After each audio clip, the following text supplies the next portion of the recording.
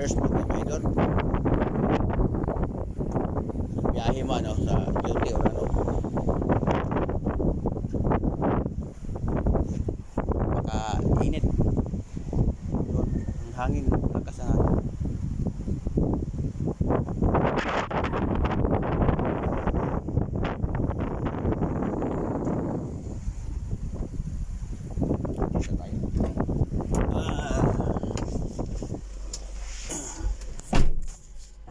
Ay nako mga kabehedor. So nandito tayo sa Liloan Port. Malakas ang hangin sa labas. Tingnan nyo naman yung nyug na tinatanim nila. So, habang hinintay natin yung ano, yung barge, wala pang barge. So, saan kaya ang mga barge pa? Ando ba sa kabilang ano, kabilang port?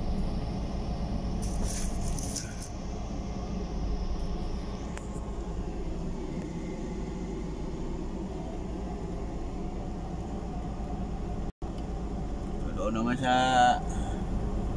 tamaan ng baha sa Cebu, basta sa ibang lugar buo pa rin, no?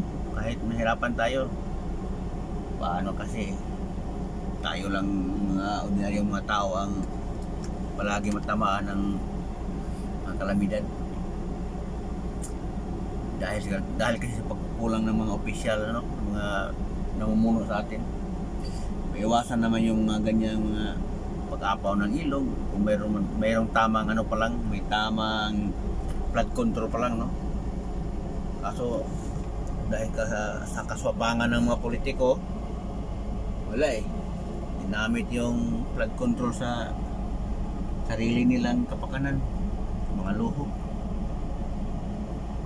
Kung nagamit pala ng tama, mayroong mga casualty, hindi malala, no? Kasi yung mga ilog kung lagyan ng tamang ano, flood control, hindi yun umaapaw eh. Pero wala tayong magawa. Karoon tayo ng mga leader ng mga buhaya. Deserve natin yan. Bakit natin binoto? Di ba?